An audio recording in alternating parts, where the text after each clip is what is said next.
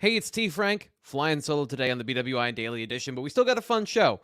My 5 breakout candidates for 2023. Players on offense and defense that I think are poised to step up and take a bigger role in the team. 5 through 1, plus a couple honorable mentions. That's coming up on the BWI Daily Edition.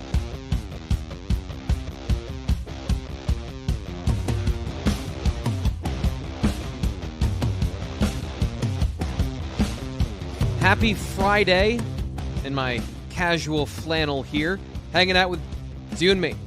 That doesn't mean we can't have a good time. So we're going to get to the 5 players that I think have the chance to have a breakout season in 2023. Some of this is based off of my feelings and opinions, but for the most part, I try to base this off of opportunity and then production, maybe in some small sample sizes last year, because here's the reality. Nick Singleton's not having a breakout year. Abdul Carter already had his breakout season. Same thing with, other players that played meaningful snaps last season and performed really well. So Kalen King, we're not treading over those players, even though I think some of those guys can take a step forward and be maybe potential superstars in their roles next year. But we already know about them. Most people already know about them. So we're going to be going a little bit further down the roster, some players maybe you've seen play before, maybe some guys that you haven't, and of course some names that you absolutely will know. We're going to start with some honorable mentions because I think that these guys have the opportunity next year, but I haven't seen enough, or I don't think we know enough just yet about how they're going to fit into the defense. And the first one is Tyrece Mills. We literally didn't get to see him yesterday because of an injury. Last year, because of an injury.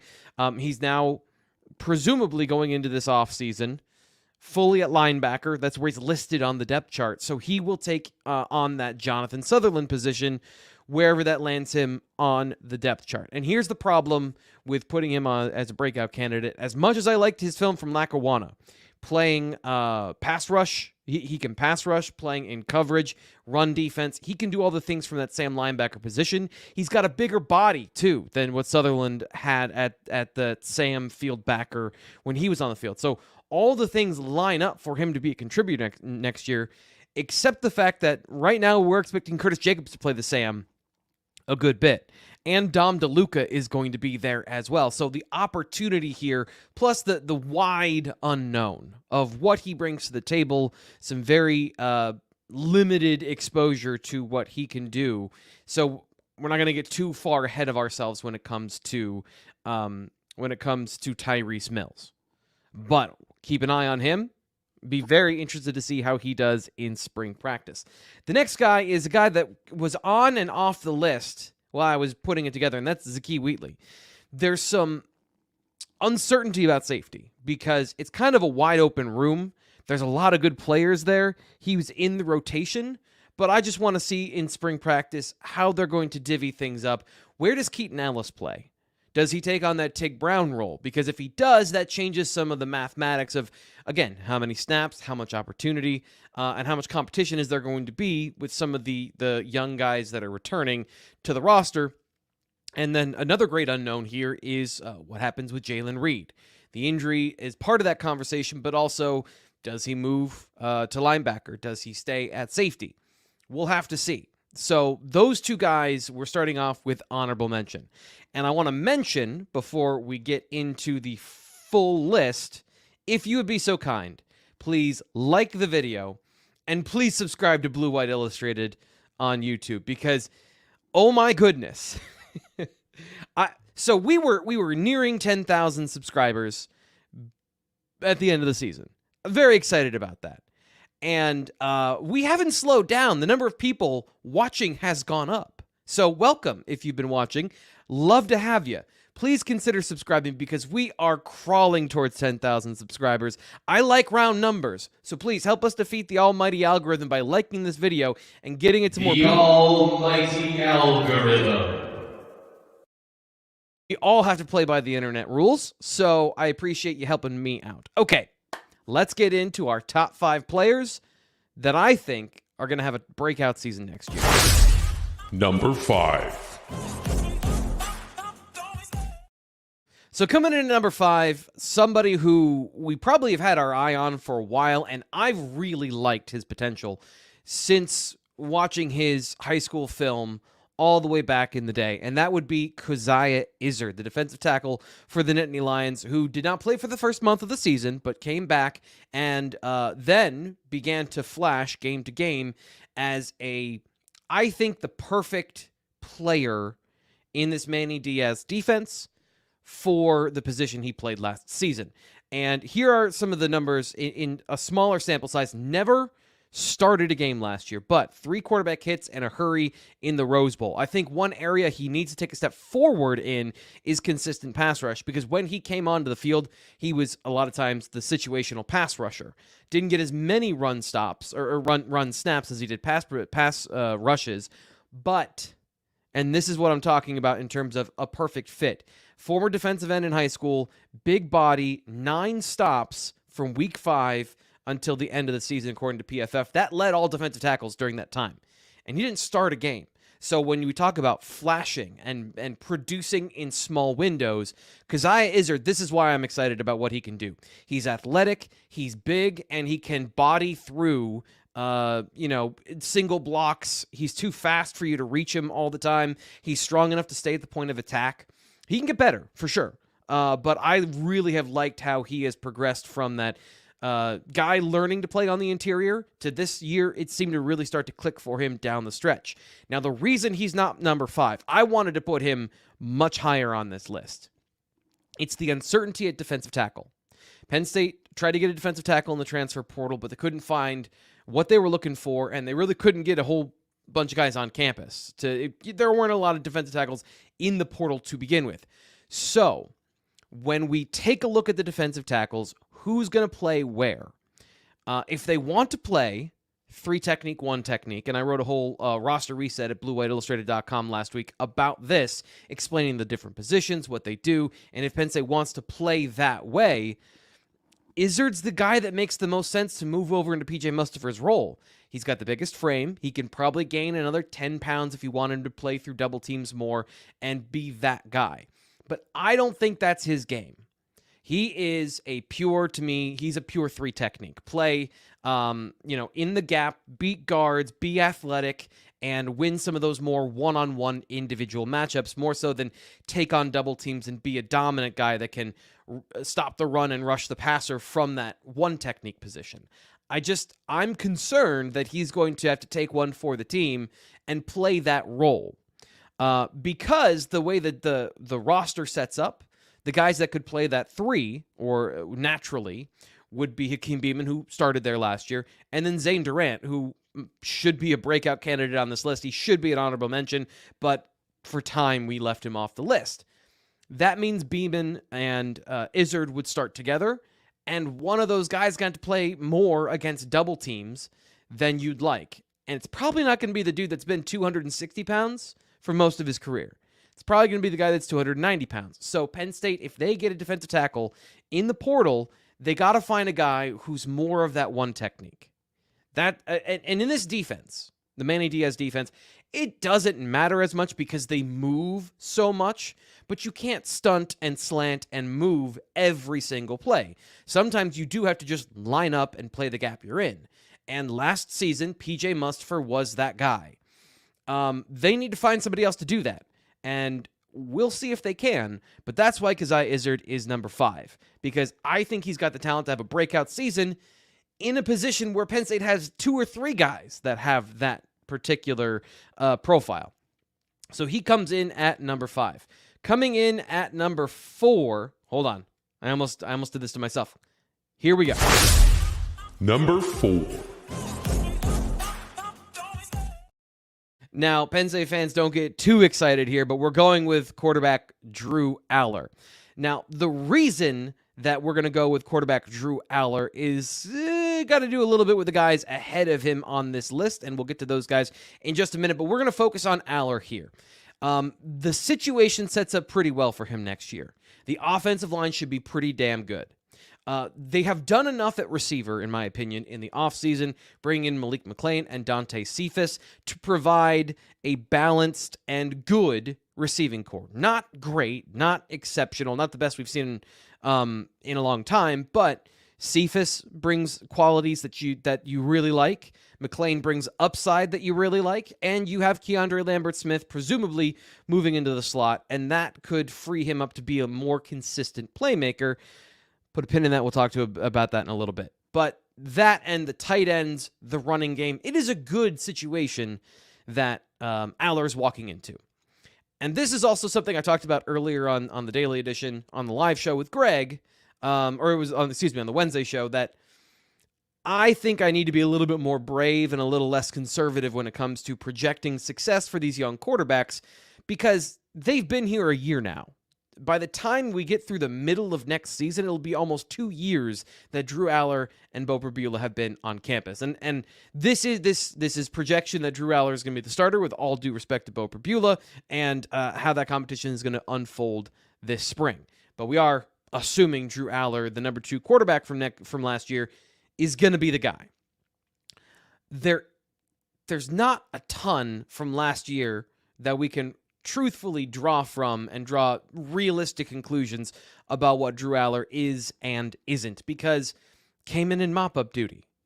There's just different situations that don't produce the consistent results you want. We do have some information, however, and the beginning of the year, I think, gave a little bit of a foreshadowing of what Drew Allar could become, but I don't know if it was indicative of what he was for the rest of the season. Now, he had some of those beautiful throws first 2 weeks of the season when he came in against Purdue. Everyone remembers the throw to Tyler Warren that was dropped, and then the 2 touchdowns against Ohio. Those were really good. After that, he kind of settled down and became game manager in the final quarter of games. So what I tried to do is find situations that are actually, we studied last year. And here are some of the statistics from PFF that I think are reasonable to take a look at. These are games in which he played at least 10 drop-back pass snaps. So he's actually got 10 opportunities to throw the football. 242 yards, 4 touchdowns, a 62.5% completion percentage, and a passer rating of 112.7. These are not earth-shattering numbers. He didn't have like 10 touchdowns or anything like that. And half of those touchdowns came in the first game. But these are good numbers. This is a good starting point. Operated the offense pretty well is how I would suggest that he did last season. When he came in, he operated the offense well, and he was able to have success in those situations. Some of the things that were hot and cold last year, and you can go game by game and you can find different results, but I think play under pressure was one area that he was a little hot and cold. Now, I'm encouraged by the good stuff, and that's why I'm willing to project some breakout success for him next year, is that in most of the games he played well under pressure, but there were times that he didn't look confident or comfortable when he sensed pressure, before the pressure even got there, by the way. So guys are blitzing from depth, he sees it, he rushes his throw a little bit. That's kind of the things I saw on film. But when he was directly under pressure, either blitzed or not, he was able to, for the most part, avoid that pressure and either scramble or find somebody to throw the football to. So a little bit of this, a little bit of that, but for a freshman, you'll take that because there were no outright bad games that he played. And like we started this particular player with, Allar is going to have the opportunity to not be the offense. He's not going to have to take everything on his shoulders and be the guy. There's enough players around him from the running game, play action, RPO. There are ways that they can take some of the mental tax off of him to give him some easier throws and confidence. But by the end of the season, I do think he has the opportunity with the players around him that he's going to be a good quarterback. I don't know that we're going to do all Big Ten or all that stuff like that. We'll find that out. But Penn State should have the same level of success that they did this year with a brand new quarterback, and maybe a little bit more. So for me, I consider that to be a breakout season. Number 3. I have absolutely no data for this one. Really, just nothing. Because we're going to go with Vega Ioane, the guard that came from Washington late in the recruiting cycle in 2022. He is just different, man. You hear so much buzz about him as an athlete, and when you get to see him up close, he does not disappoint.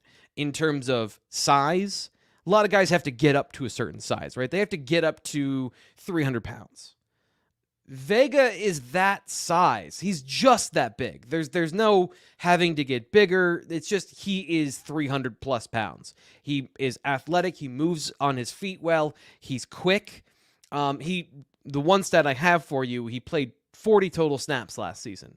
He did not allow a pressure in any of the plays that he was on the football field. So good in pass protection, question mark? That's going to be something I want to see more of. As a run blocker, there are things he needs to improve upon from a technique standpoint. But in terms of the ability to run block, when I say that guys next year can't have a weakness in their game, they have to be good at everything, it's because guys like Vega that are down the depth chart have the potential to be that guy. And there's always one or two that I get irrationally and over the top excited about. And Landon Tangwall being the previous one. Apparently I love these guards that are super strong and big and fast and athletic and complete offensive linemen, because you don't get those often.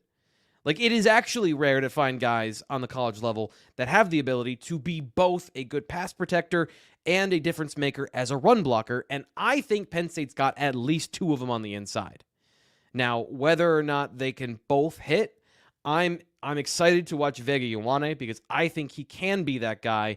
I think he can deliver at a high level at some point in his career. And whether or not he's a starter next year, I do think we're going to be talking about him at some point as a part of the rotation, because he's just so talented. And he didn't get to campus until the summer last year. So now, after a full season, this offseason in the weight training program, and spring football, I have a feeling it's going to be hard to keep him off the football field. So that is number 3 on our list. Kazai Izzard, Drew Allar, Vega Ioane, and now coming in at number 2. Here we go. Number 2. This is one that he was on the list as an honorable mention. He was off the list, and then I had to think about it. And now I'm putting him at number 2. It's KeAndre Lambert-Smith. A breakout season in terms of yardage and targets and all of those things. I think that's why he's on this list for me, because he's set up to do that. Let's review some of the things we already know and we've talked about. Dante Cephas is not going to be on campus for winter or spring workouts. So the offense and what you're comfortable with, he's in his second year in this offense. Sorry, the third year in this offense. So you have the opportunity for him to mature and become a more complete player. Most likely he's moving into the slot, so he'll have the opportunity to get ready for that. He can play on the outside, and I don't want to say they're going to build the offense around him, but at the end of the season, after Parker Washington was injured, it didn't go well the first game against Rutgers. He just had a bad game, but he then rebounded, and here are the stats that he put up after that first game, and they're pretty good. 14 targets, 11 receptions, 216 yards to lead the team, 2 touchdowns, and a perfect passer rating when targeted. Now, a lot of that has to do with Utah and the bowl game and just playing a bad defense against Michigan State, but that takes away from the fact that he got behind those defenses and he made big plays. He's going to have to get bigger and stronger this offseason just to be a better football player. Like, he's needed that progression in his journey the entire time he's been at Penn State. So he needs to put in the work this offseason. Even if he moves into the slot, you're going to face guys that can grab and pull and tug. And the Big Ten does not mind guys grabbing and pulling and tugging. Going back and watching some film today, they don't mind physicality. And you can't get away from it if you're in the slot or if you're out wide. You do have, though, the opportunity to get open at the catch point, especially against zone defenses. And just, I wanted to make sure we were correct about this. And so I went back over the last couple of years, excluding 2020, because that offense, I don't even know what it was in the end. But a Penn State offense, the slot receiver, how many times did he find himself in a contested catch situation where the defensive back is at the catch point with him when in the slot? KJ Hamler, about 10% of his total targets. Parker Washington in 2021, 10%. And 15% for Washington this past season in 2022. So it's not half of the time that you're getting contested catches in the slot. So it is significantly less. That should open the opportunity, if he does move into the slot, for him to play a more open game of football. Use his athleticism on double moves, get deep without as many restrictions, and also, when you line up on the outside and you want to go deep, there's a couple you can go to the inside, but really, like, just 9 routes. That's the main way you can get deep. 9 routes, posts, things like that. From the slot, there's a variety of different ways you can get open deep. So his ability to create those explosive plays from the interior of the receiving core, while also having the flexibility to play on the outside, he should have a breakout season. This should be a guy that has the opportunity and the means to make it happen. Why I didn't want to put him on the list is just the uncertainty of new receivers coach. There's a new dynamic, and his history of drops, which, by the way, I went back and I looked at them. He dropped just under 8% of his passes last season. And I know that these are a lot of numbers here, and some people don't really care about the numbers, but they are indicative of what happened, right? So it's not useless information.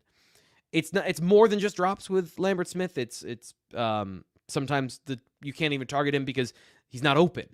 But in those situations where he dropped a pass, right, 8% is about average for college football.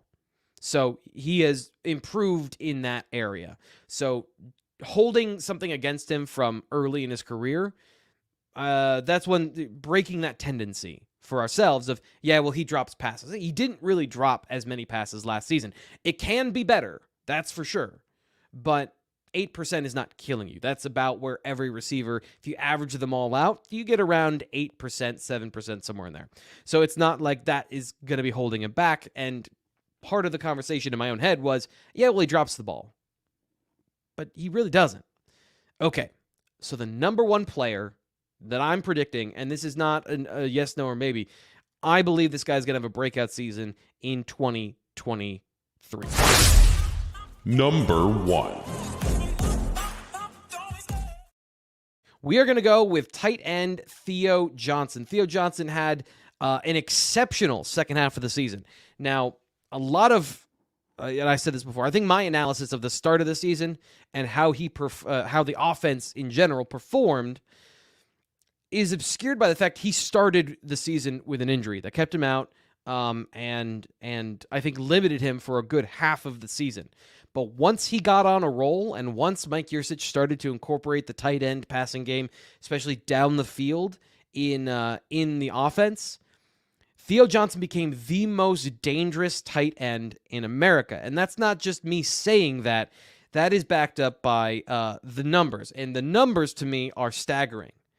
Let's get to those here now because they are really impressive. Theo Johnson, from week 8 to the end of the season, his yards per catch at 16.5, number 1 in the nation among tight ends that had 20 targets during that time. His average depth of target was 13 yards down the field. So he is stretching the field vertically, attacking the center and the seams. That's what you want out of a 6'6" tight end that runs a 4.5. It's actually here. He's producing it. His passer rating for week 8 onward, when Sean Clifford threw him the football, he had a passer rating of 158.3, which in the NFL, and again, PFF, where these stats are coming from, they do everything off of the NFL number, not off the college number, which makes no sense. That I don't think it even has a cap. But he had a perfect passer rating when targeted. That sort of tight end production, explosive, dangerous production down the center of the field, you can't play certain coverages. Like, teams would rotate into cover 2 or a too high look, and if Penn State saw it coming, they just run him over the middle, and they get a big play. The same thing, by the way, with Tyler Warren, had some of those plays down the stretch. So Penn State and Mike Yurcich were surgical and merciless with the tight ends over the middle of the football field. And that should continue. Again, you've got a freshman quarterback who's a good deep ball thrower, and if you're going to design some plays for him, design him to the 6'6" tight end that is huge and catches the ball really well. So, yeah, breakout season incoming for Theo Johnson. By the way, it's not just the passing. As a run blocker for the final month of the season, given the competition, but even then into the Rose Bowl against a good Utah defense, especially against the run, he was throwing key blocks. If you want to go back and check out my film study at BlueWhiteIllustrated.com of the Rose Bowl, his block was a key on the Nick Singleton touchdown, the 80-plus yard touchdown. And that was against a defensive end. He was doing well during the final month of the season, blocking out in space, being a more commanding blocker down the field. Still struggles at times to set the edge, especially if Penn State wants to throw some crack blocks and get the running backs out into space. But when it comes to what he was doing overall as a blocker, it was there. He was starting to become that guy that he's the complete tight end. So I don't want to project that because I still want to see him do it again. Penn State tight ends, the last 2 seasons have started really slow as run blockers. I don't know why it is, but there has been a point in the season that they start to get their stride. They start to get their sea legs. So maybe not the whole season just based on the numbers and the historical output, but as far as a receiver and a good enough blocker at tight end who's improving, it's breakout season for Theo Johnson. So that's our list. That's my list of the 5 breakout players for Penn State football. There are a lot. So who do you think is the breakout player for next year? Leave your opinion on the video. Leave it in the chat if you're still here on the video. And by the way, like, subscribe, and if you want to get on the mailbag show coming up next week, make sure you leave a 5-star review on Apple Podcasts with your question in the comment. We'll get to that question on the mailbag show. So make sure you get that in. You can do it anytime. You can leave it on any of the podcasts. You can do it now, Saturday, Sunday, and we'll make sure to get it. You don't have to do it on the day of the mailbag. A lot of great stuff coming up here on the Blue White Illustrated Daily Edition. Make sure you subscribe. I'm Thomas Frank Carr. We will be back on Monday. More recruiting news on the way. We'll talk to you then.